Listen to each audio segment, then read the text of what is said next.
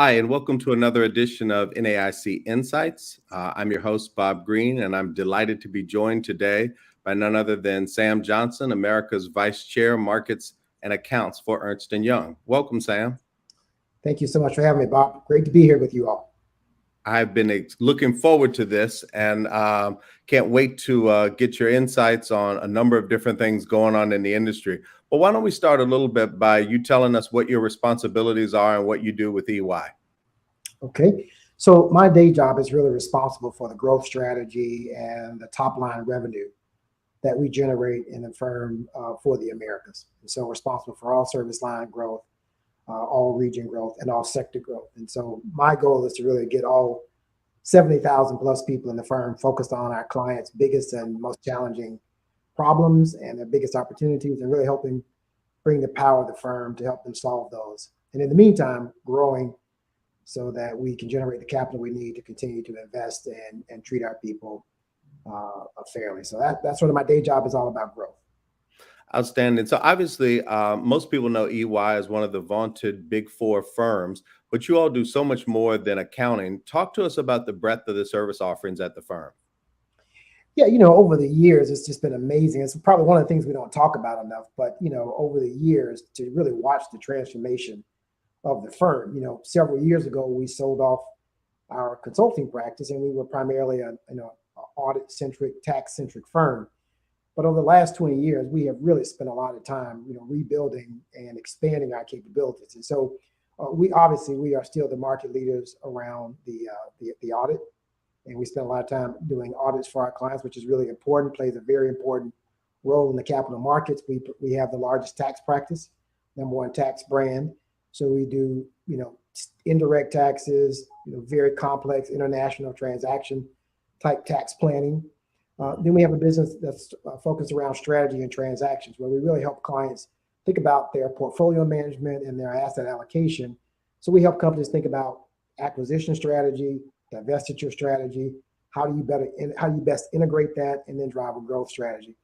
And then we have a very large consulting practice that ranges from IT technology, supply chain, digital, full scale consulting practice that, once again, has been growing at leaps and bounds in the last several years. So, we have a full scale strategy practice, full scale consulting practice. And so, as we like to say, we're not your mother or father's Oldsmobile. The firm is really truly turned into a multidisciplinary powerhouse. I think we compete very effectively in the market.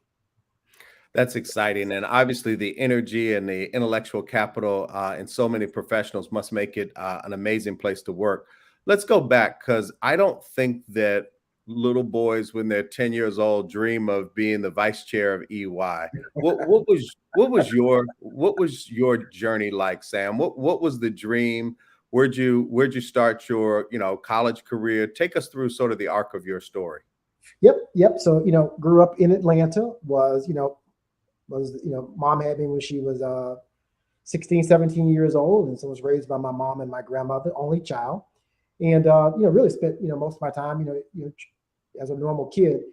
Some couple things happened that were pretty pivotal. I got moved to a part of town where there was a much better school system, and in Atlanta, Bob, I moved to that school system at a time when a lot of the Black professionals in Atlanta were moving into that community. And so I went to school predominantly, pretty much all African American classmates, but they were the mayor's children, all the top doctors in Atlanta, Black doctors in Atlanta. I went to school with their kids, and that was a really pivotal time in my life, because things like going to college and doing well did not become exceptions; they sort of became the expectation. Mm-hmm. And so that made a big deal. And then I left high school early. Long story around that, but I left high school early and went to Morehouse and graduated from Morehouse with a degree in accounting, and then joined another Big Four firm and went out into the industry and landed at EY, 20 some odd years ago. That's outstanding. I love what you said, Sam, about being expected to do great things and sort of living into those expectations. Obviously, I took some editorial license with that, but I don't know that a lot of children of color have the luxury to live that way and to sort of model themselves in it. But Atlanta, as you know better than I, is a very special place for African Americans. Talk about what rubbing elbows with, the children of the leaders of the civil rights community and the civic leaders. Talk more about what that did to shape you as a person and your views on the world.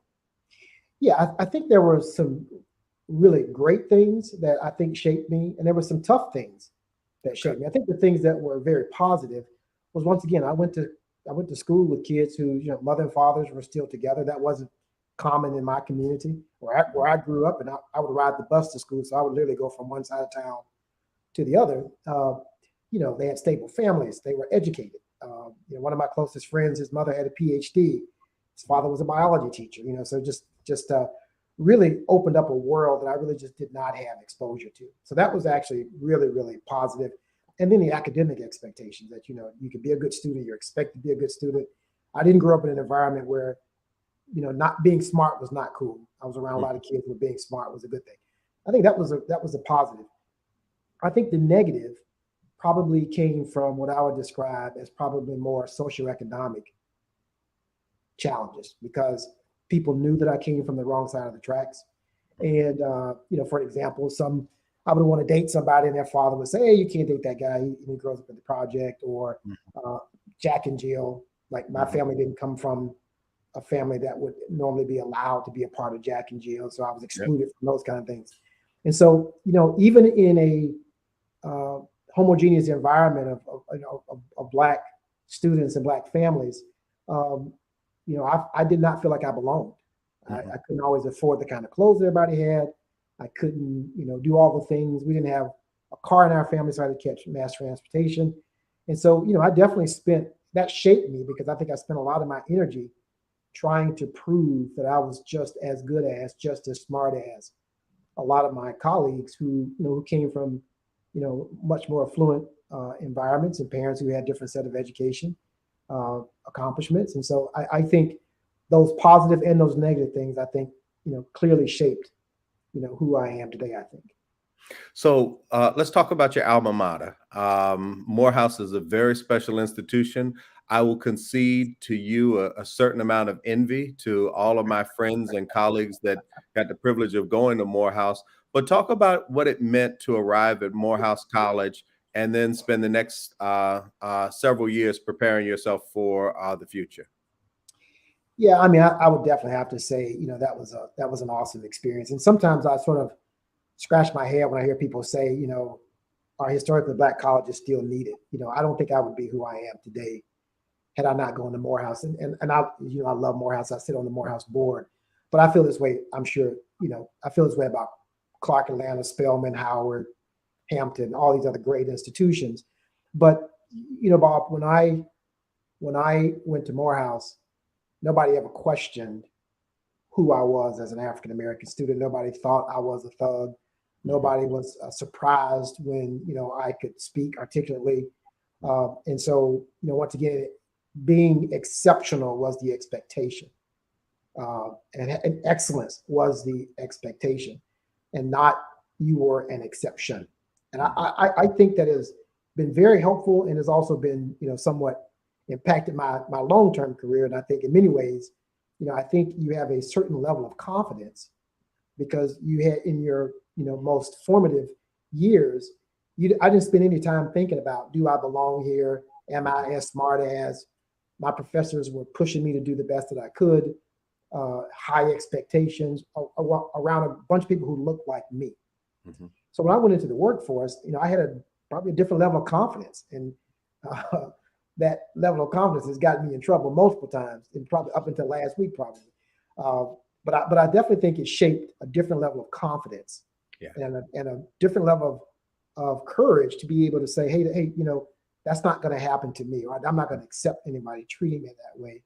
And maybe if I had gone to a large majority institution where I may have been more intimidated, out of my element, that I may have been more reserved and a much more accommodating type of personality. So I think that Morehouse certainly pulled that out of me, and I think shaped me, as, like I said, many of these historically Black colleges do to kids, and just exposed me to a world that I just, probably would not have seen any other place.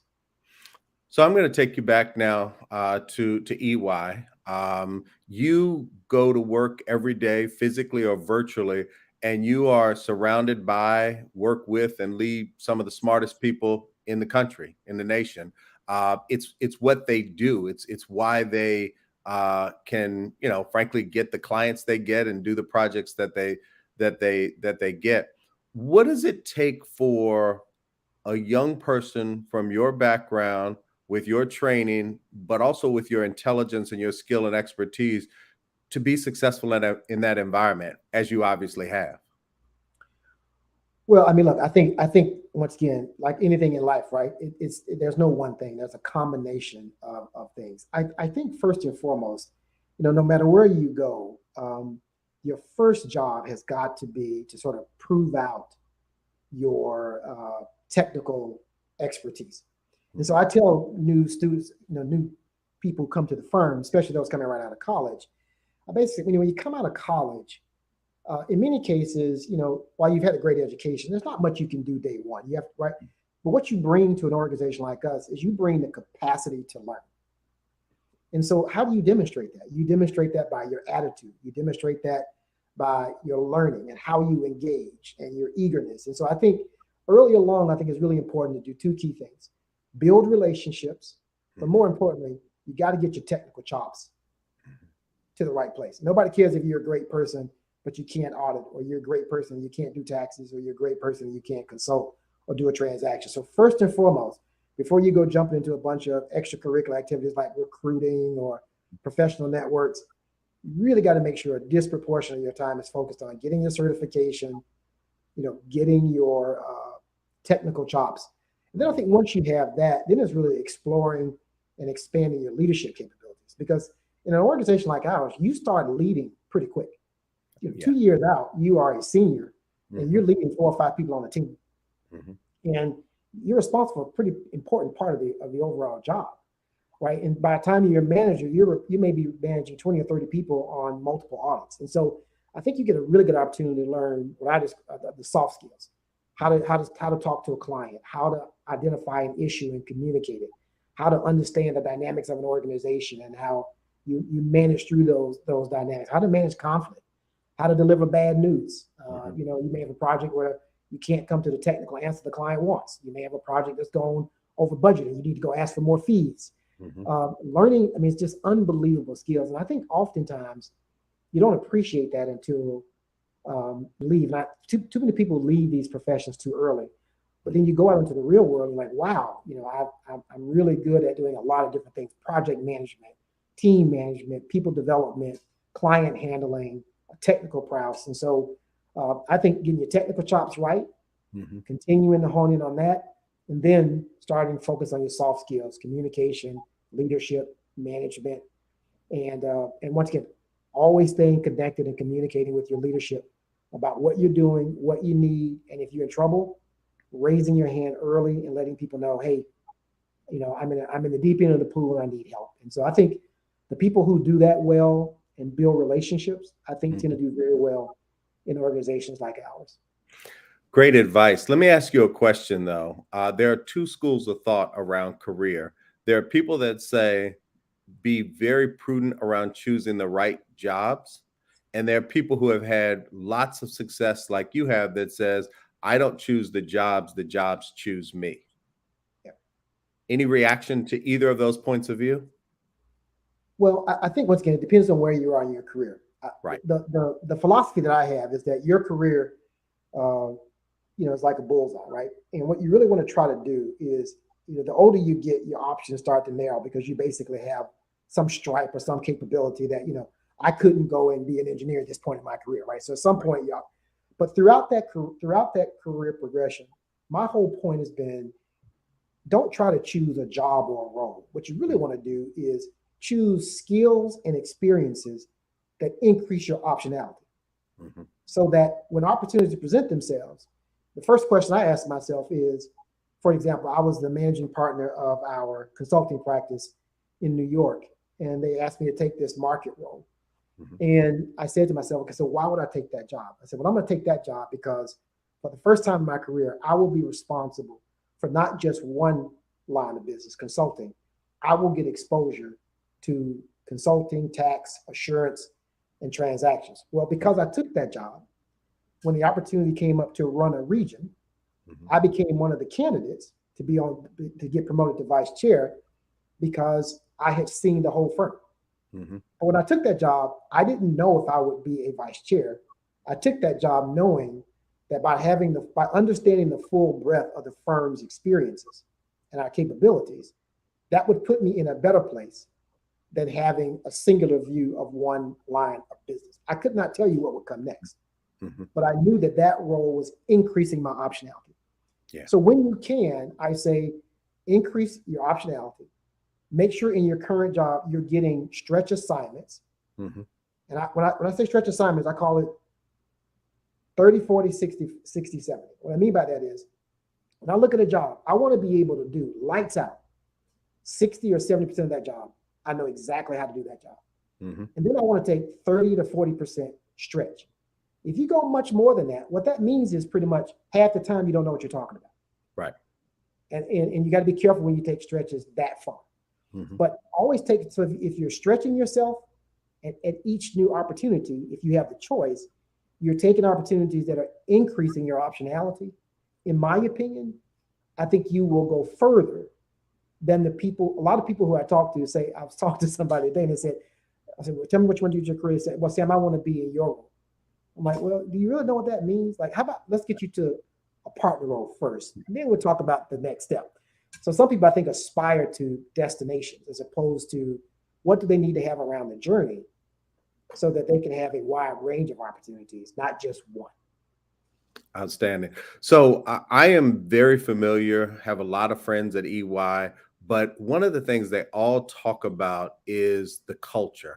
It's easy to observe the very positive culture that EY has, but tell us first what that culture is, and talk to me about how you build and nurture that and reinforce it within an organization as large as EY.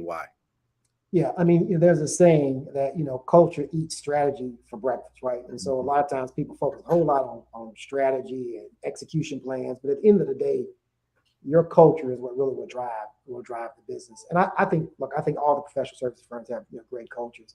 I think here at EY, I think the thing that has kept me here for so long is probably the true spirit of partnership, and the fact that we really, really care about our people. And once again, I think a lot of firms do, but for me as an individual, the firm has been there for me during some of the toughest times in my personal life.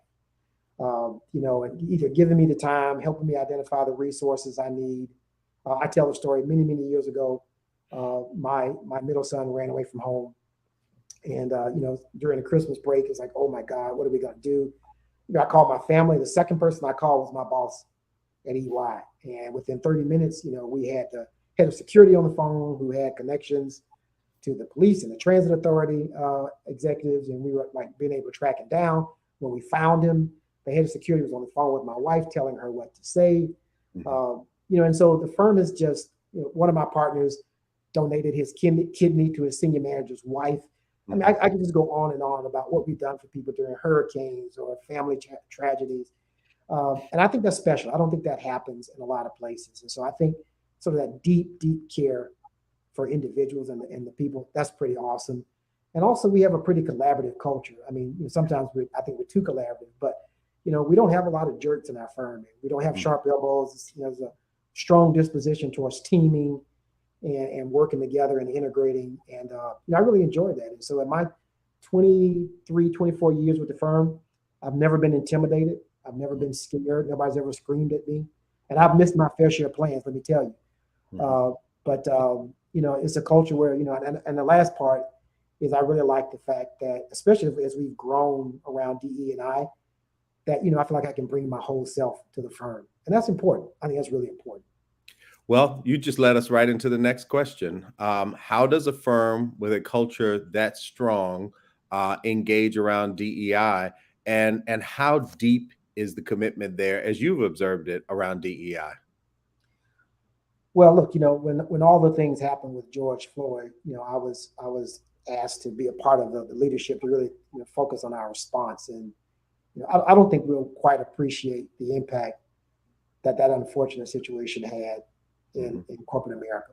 And I can honestly say George Floyd did not die in vain. And I think he changed the trajectory of a lot of things in our country. And so he and his family, we owe them a great deal of gratitude and respect, for what they've gone through, but also the impact that situation's had on our country. And so I think for us, I think the professional services firms in general have always been, I think, on the leading edge around DE&I.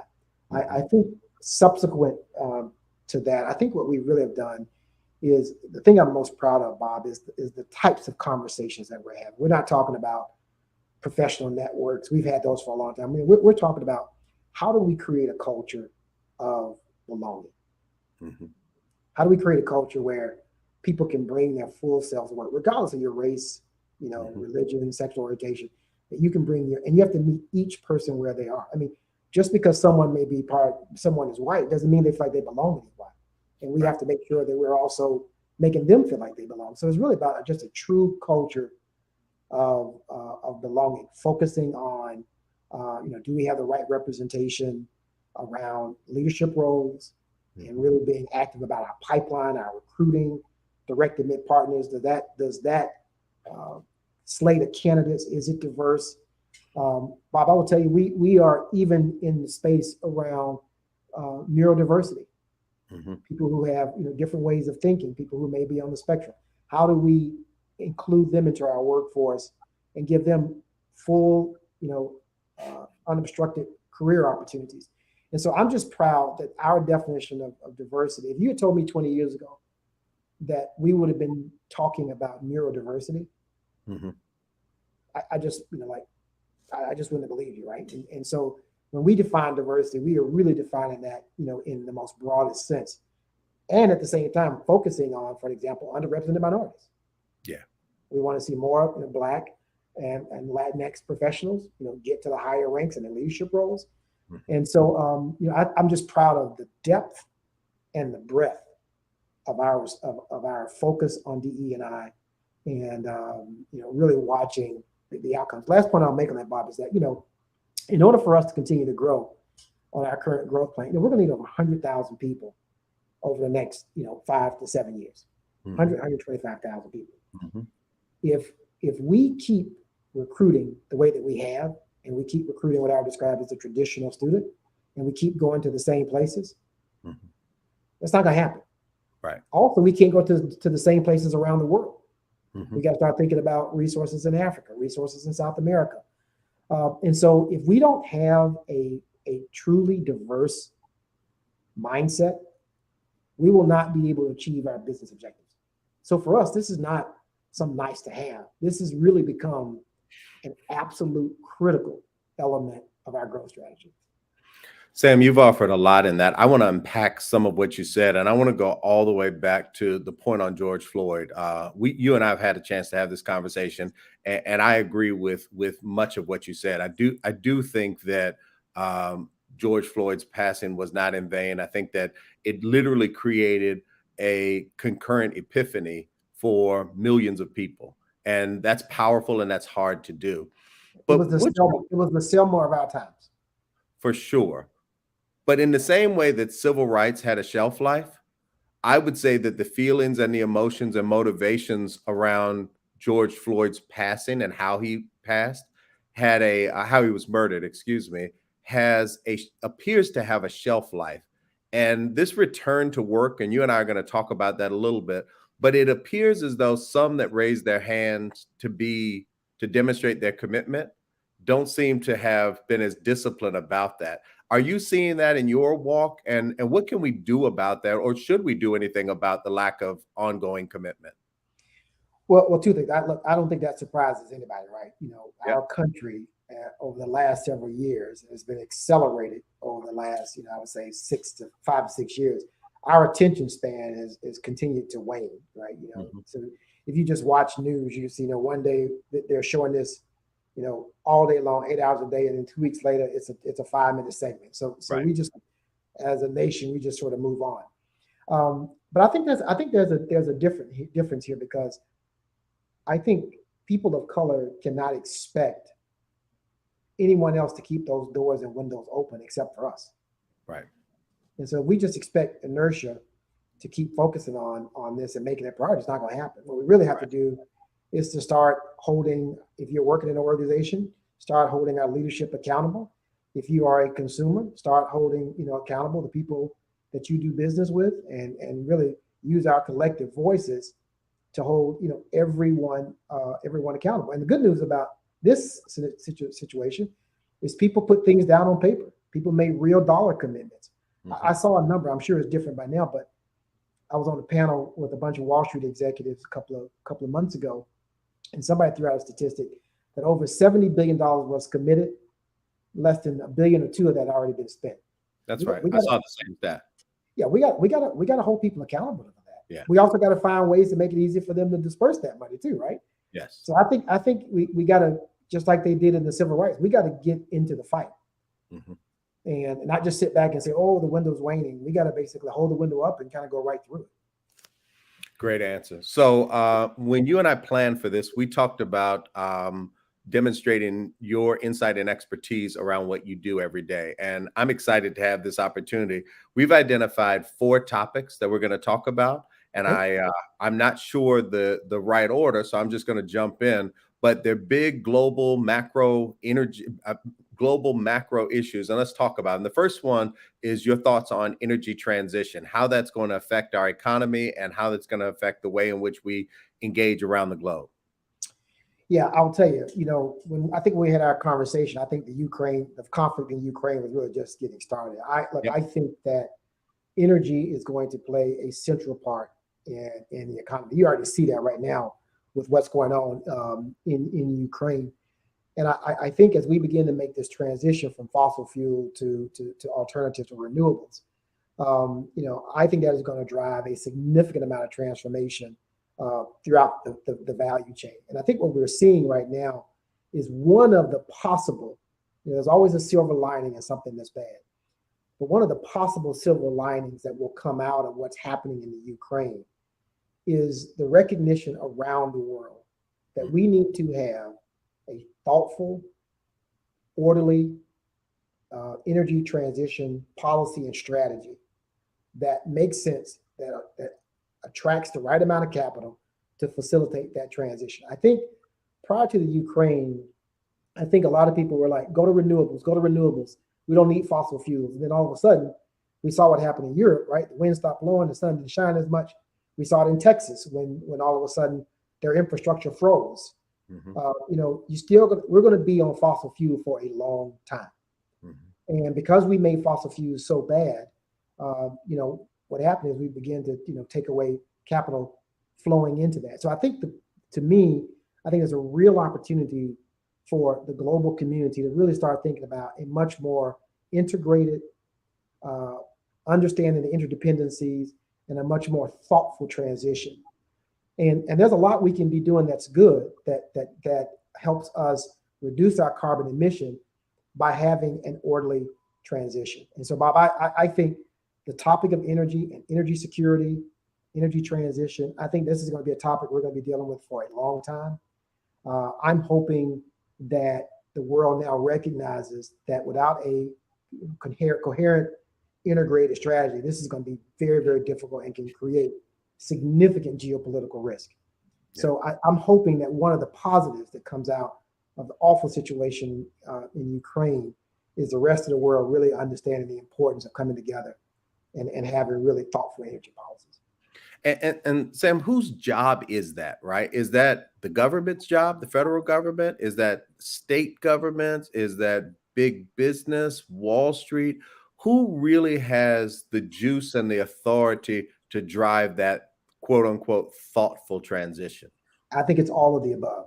Okay. I think it's all of the above. And, but one of the things that we're dealing with now is the capability and the competency as a leadership team to manage through crisis. If you just think about the last 36 months, think about the number of crises we've had to manage in the last, from social unrest, COVID, the multiple variants, now monkeypox, energy crisis, supply chain disruption, I mean, you can just go political unrest. You go on and on and on and on. And so now, leadership's got to have a capability to sort of learn how to manage. And so each one of these crises is enough to stop the world.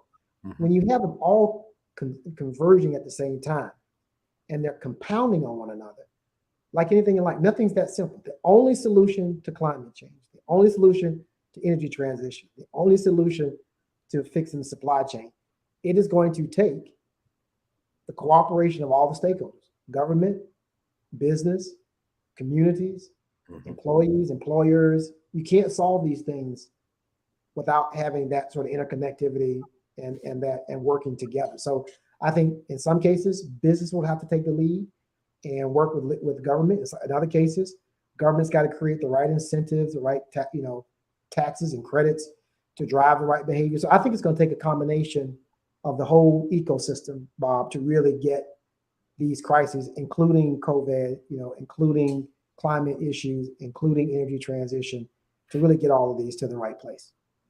Well, you did it again. You led me into my next point, which is great because it's a connected dialogue. But let's talk a little bit about convergence. So first, frame it for people so that when you say convergence, they understand what you're talking about. But talk about the multi-layered impact that you see convergence having. Absolutely. As society, we've always managed what I would describe as sort of megatrends.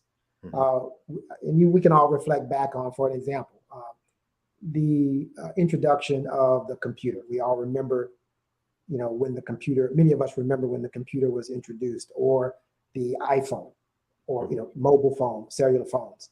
And then, the internet. I'm going on. All of these were, transformative things that happened. But in most cases, Bob, those mega trends were almost single threaded. You kind of dealt with one at a time, right? And they kind of layered onto each other. One mega trend would be going, another mega trend would be emerging, and one would mature, then the next one would come behind it. And what we saw with COVID is we saw two things. We saw the acceleration of megatrends, and then we saw the convergence.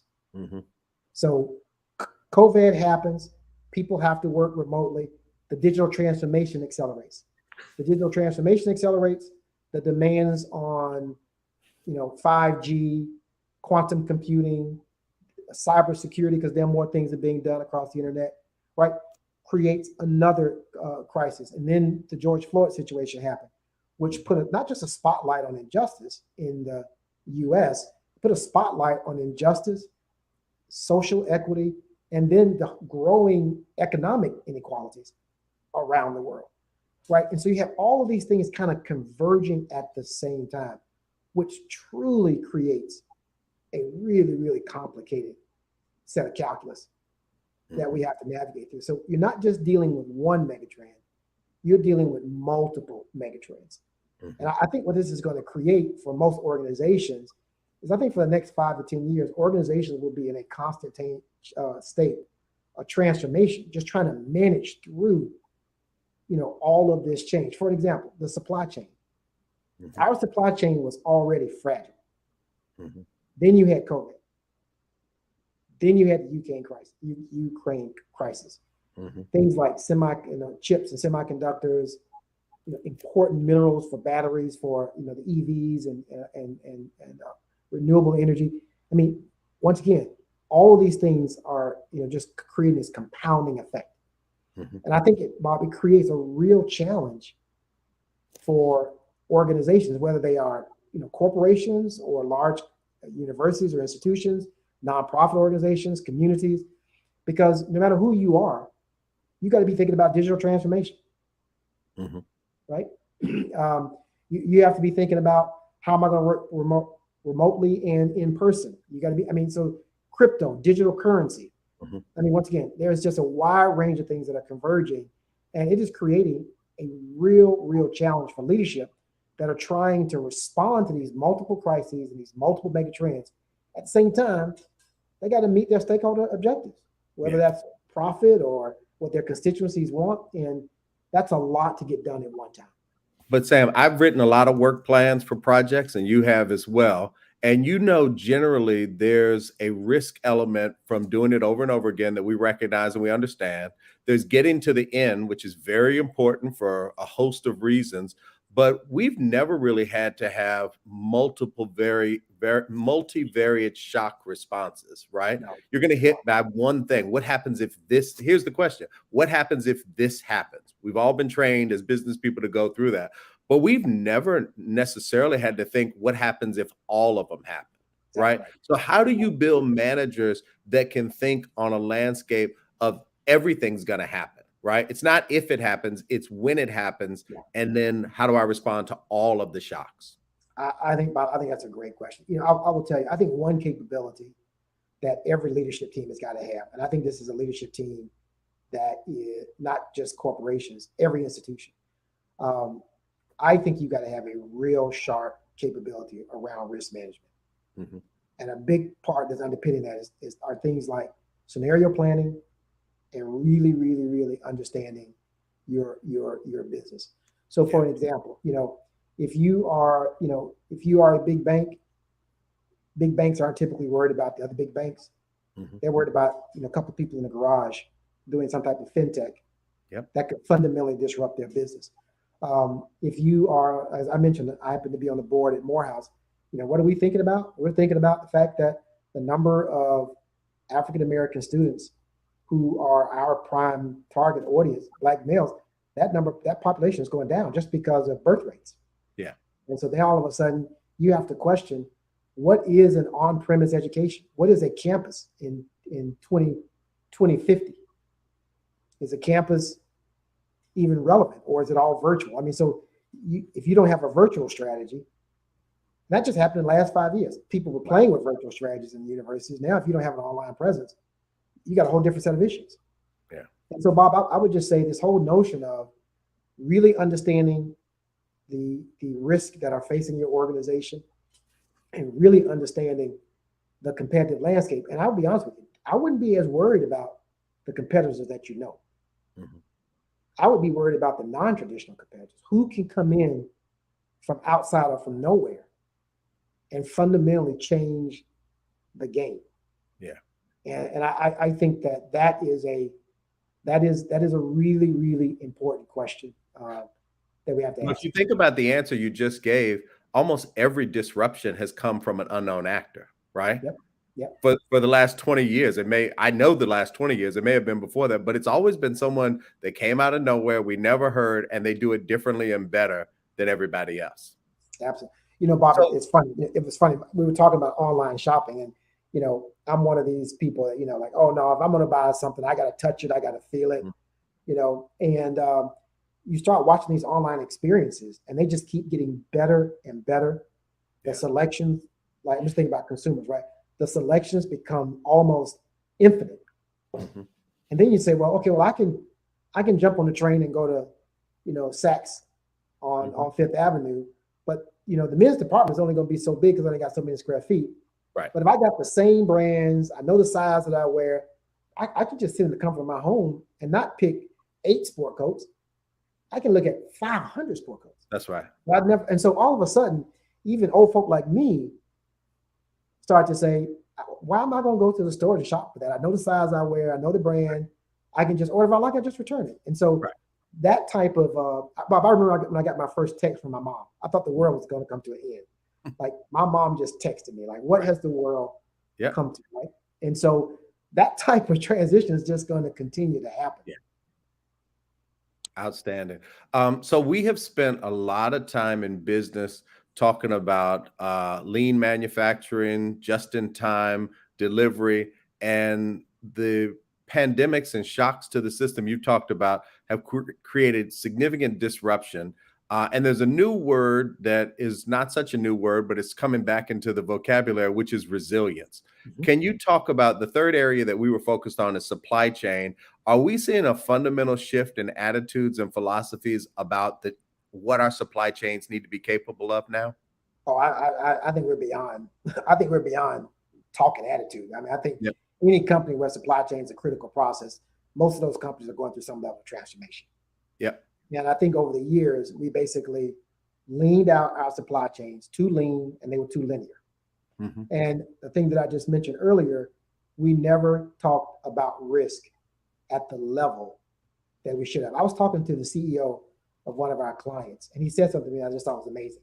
He said, I thought we were pretty good at really understanding the risk inside of our supply chain. So we knew, where our key components were coming from. Mm-hmm. We knew, where our suppliers were getting their supplies from. And so we thought we had pretty good visibility. But at some point, they could not ship products. And you know why they couldn't ship them, Bob? Because they could not find enough cartridges for the printers that printed the labels that they have to have for regulatory purposes to put on their products. Wow. In their supply chain, I am sure they never said, oh, and by the way, we need to have a back order of printer cartridge. I can just get that anytime. Right. And so I think what's happening now is that people have become very sensitized to the true risk of having this linear supply chain and not having thought through the risk factors. You think about the number of earnings that have been impacted because of slowdown in production, inability to get key component parts. I'll just tell you one quick story. My car was in a car accident back in February. We took it to the shop in March. I still do not have my car, and I do not know when I'm going to get it. And this was basically somebody just hit my door while it was open. And so this is a lack of parts, or lack of parts. They cannot get the parts. Yeah. Right. So they can't generate revenue, right? And they're having to have more cars on premise because it's taking longer. Yep. Right. So this is impacting. I mean, this is not just the big companies. This is impacting everyone, even small businesses.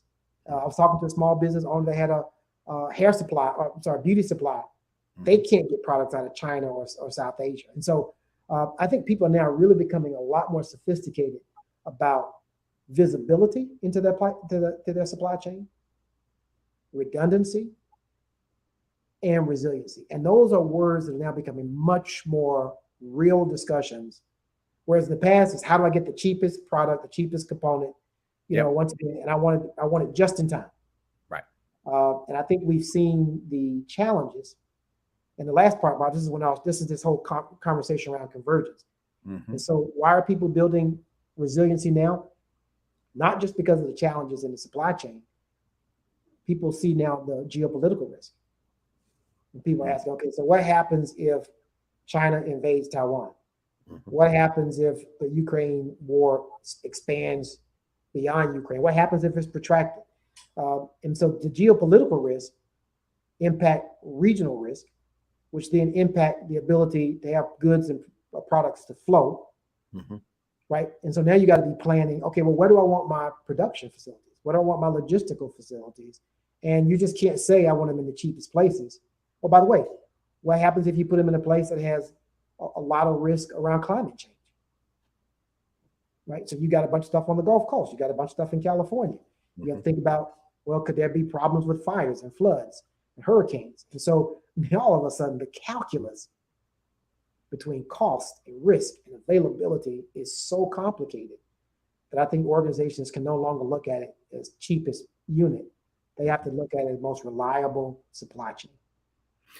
For many years, I heard those risk threats talked about and tossed around. Mm-hmm. And I always sort of laughed, as we sat in Tyson's Corner, Virginia, or New York City about how that could impact us, right? Because until you feel it, Sam, you really don't know that it's real, right? Yeah.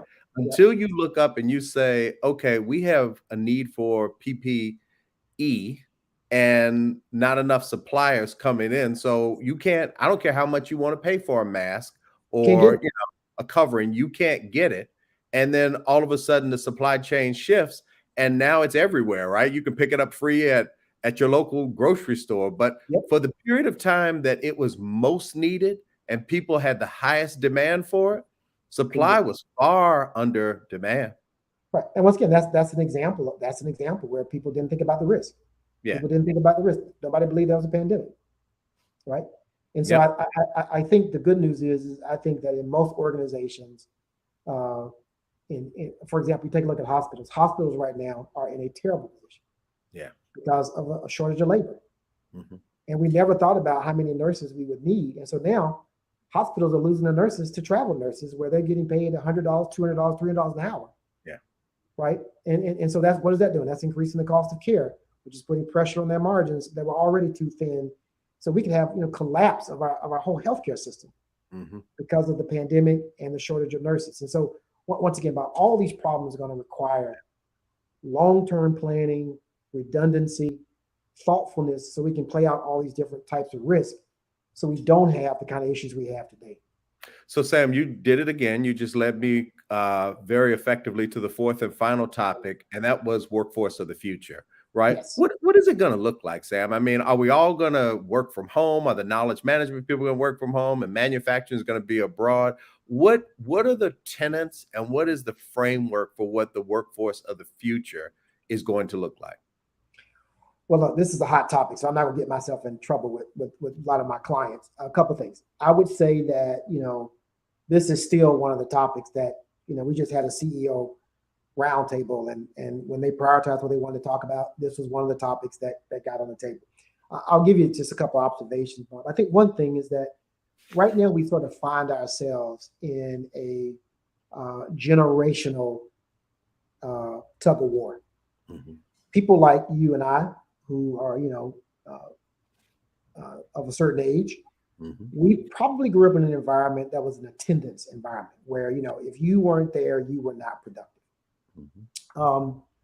And you have a younger generation who sort of have a totally different view of work-life balance and what they want out of work. And it's interesting. My daughter and her husband, both, very, very successful. The daughter's a consultant, and her husband is an attorney. Very ambitious. They want to get a big apartment in New York and a house on the Hamptons, right? That's what they want. But they will tell you in the same sentence, they will tell you what their expectations are about work-life balance. Mm-hmm. So they're not willing to sacrifice everything to sort of achieve anything. Right. That was different than what I grew up. I grew up in an environment where you just worked as hard as you could. If it meant you missed basketball games or baseball games, you just did it because that's what it was required.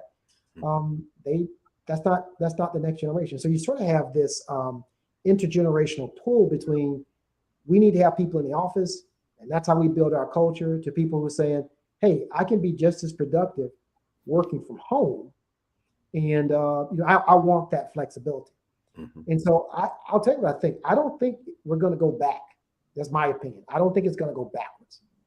And so what I encourage organizations to think about, there is no right answer, and each organization's got to do what's right for them inside of their culture. But a couple of things I will tell you to think about. The first is this whole notion of belonging. Mm-hmm. So when people say you have to be in the office to get the culture, I think you have to be careful, because you may be making an assumption that experience was consistent for everybody. Mm-hmm. And the reality is it probably wasn't. There were people in your organization, in my organization, who thought, hey, this is the best culture in the world. And there were other people who felt like they didn't belong. And so this notion that the good old days that really weren't that good mm-hmm. were awesome, we have to be careful about. So, and in most cases, people were not explicitly talking about the culture. It sort of just happened through osmosis, through observations, through interactions. And so what I would tell companies to focus on is, you got to get the right balance between, how much in-person and virtual you want in your environment. But the thing I think we ought to be clear about is we ought to really be focused on the employee experience and making sure when we do have those employees in person, those engagement, that level of interaction needs to be impactful. Mm-hmm. So I encourage people to think about the moments that matter. So, if you have a workforce that can work from home, right? Nobody wants to come in the office to work in the office to do a job that they could have done at home. Right. Wasted commuting time. They could take the dog out. They could get a quick workout in and still be productive. Nobody wants to come to the office just to work. So my point is, if you're going to ask people to come into the office, then you ought to make those experiences much more intentional, mm-hmm. much more thoughtful. And so what does that mean? That means leadership needs to spend more time engaging. Right. Just tell you one quick story about, I had a staff meeting, I think it was back in March or April. And for the first time, I brought my leadership team together. And so we started to put together the agenda. And we thought about, okay, we're going to go through, goals, objectives, metrics, blah, blah, blah, blah. And it was our first time seeing each other in a couple of years. So what we decided to do was, we said, we're going to throw it away. We spent the first 2 hours gossiping. What have y'all heard about? How is so-and-so doing? What's going on? How are our partners feeling in the firm? Right. The second part, we start talking about how's everybody doing? Families doing? We talked about the business environment. And so we actually spent the day and a half not talking about the things that we could talk about on our virtual meetings. We spent that time talking about the things that were really critical for us to be together, to really be able to share how we felt, how we were all managing through this.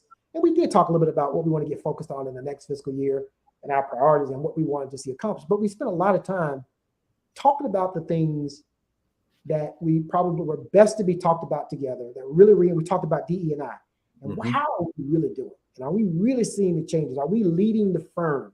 And where are we all individually on our own journeys? And how can we support one another?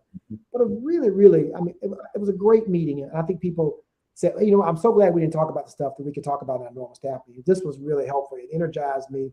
And so I'm not suggesting I'm some management guru, but I am saying you just can't tell people to come back to the office and think that that's going to do it. If you're going to bring people back into the office, I think as a leadership team, you got to be thinking about, okay, if people are coming back to the offices on Tuesday and Wednesday or Tuesday, Wednesday, Thursday, tell your leadership team, this is when you need to be having staff meetings. This is when you need to be taking people to lunch. This is when you need to be helping people understand the purpose of what they're working on and what we're trying to get achieved so that people feel something different.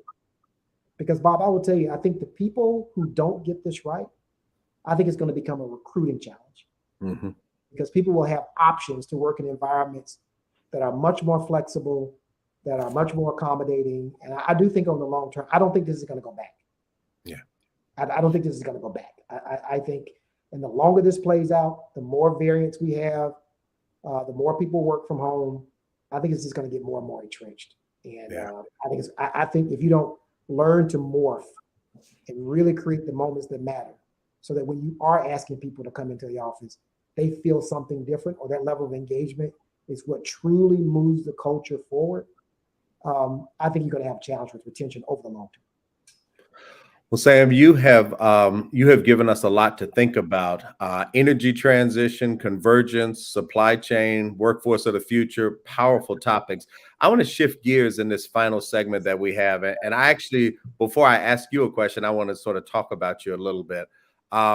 For those people that think that Sam and I have been friends for 30 years, we have not. Our spirits are well aligned, and the worlds we walk in have been fairly closely connected. But I came to know you, Sam, via a commercial that you did for EY. EY had a national campaign 4 years ago, and I saw your face and I was like, man, there's a brother at EY, very senior. I looked you up on LinkedIn. I reached out to some friends I have at the firm, and I stalked you, and I finally got connected to you. And the interesting part about it is your example was powerful, right? I mean, here's a brother, not only that's a partner, but here's a brother that is one of the senior most leaders at the firm. And that was powerful.